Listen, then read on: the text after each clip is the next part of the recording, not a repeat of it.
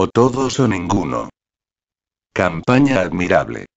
Estalló la insurrección de Cuba en 1895, se inició la paz en el verano de 1898.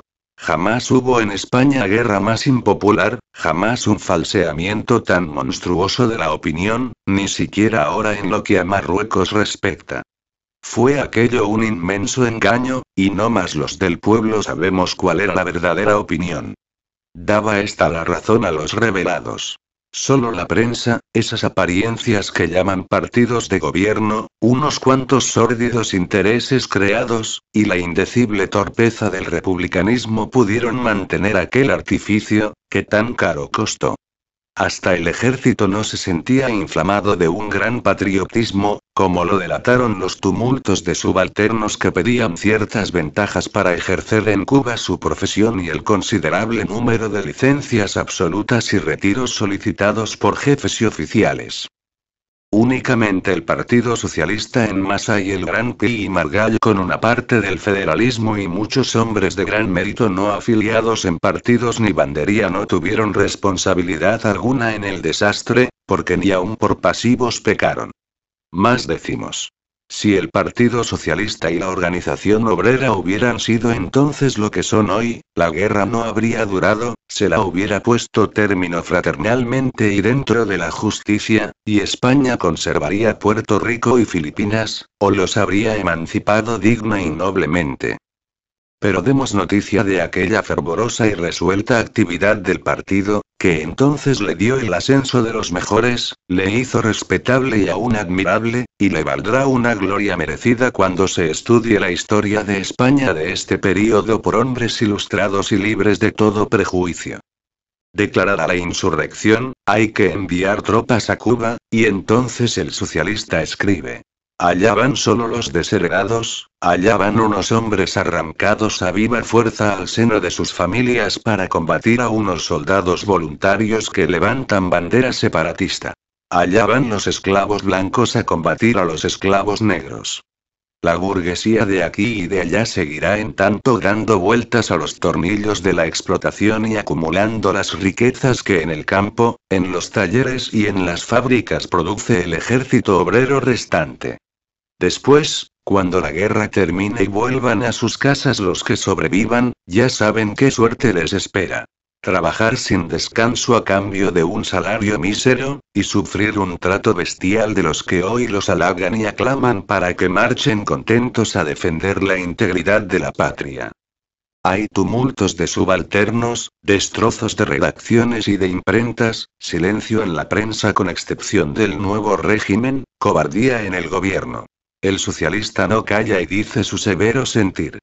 Hay petición de licencias absolutas y de retiros.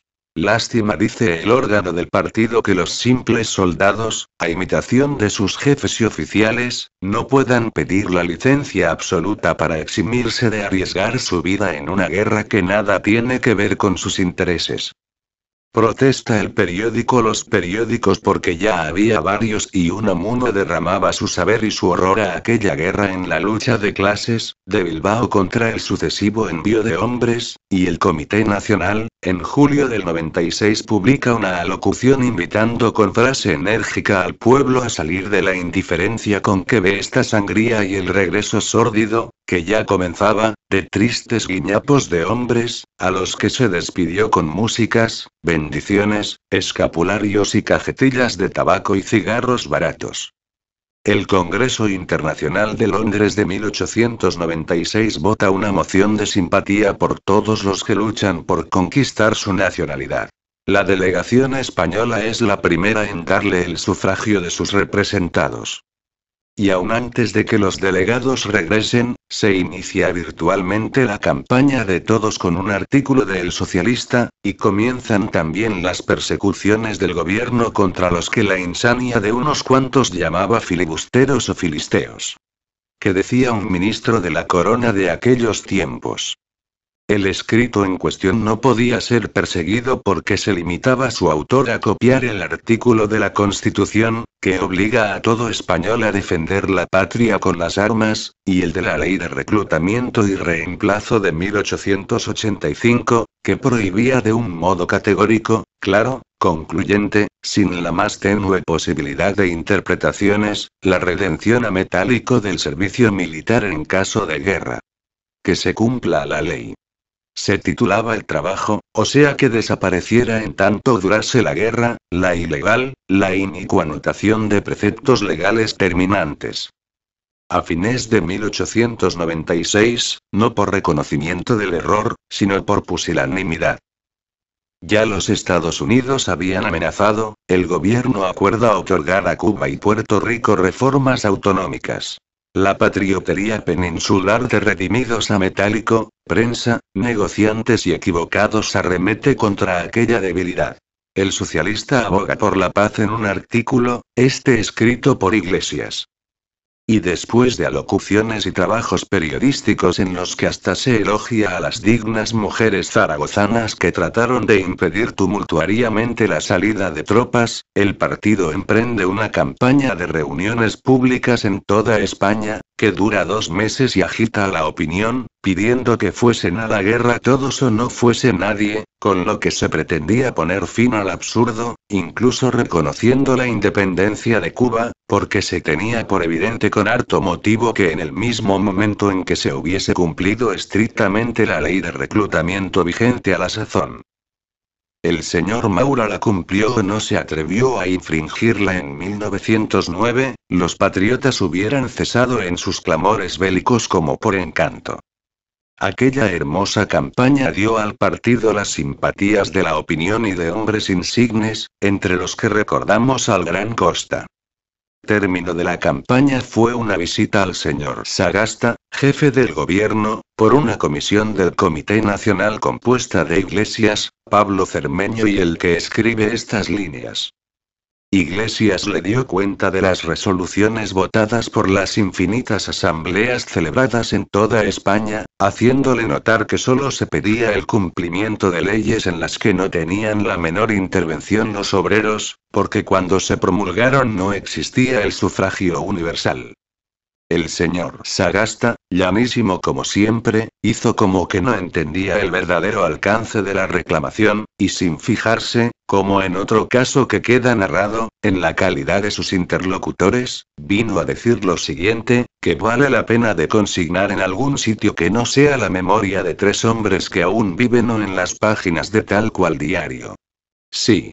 El gobierno todo y yo, personalmente, creemos justo el servicio obligatorio. Pero andamos tan mal de cuarteles. El pobre, generalmente sale ganando con el servicio. Come bien, está mejor alojado que en su casa, disfruta de comodidades que desconocía. Pero ¿quién lleva a los hijos de buenas familias a estos cuarteles horribles que tenemos? Hay que hacerse cargo. Pobres muchachos. Se le replicó como merecía, y acabó prometiendo que se cumpliría la ley, con lo que concluyó la entrevista. La ley no se cumplió. Siguieron los periódicos socialistas insistiendo en la demanda con artículos violentos, amenazando, tratando de despertar la sensibilidad de las masas.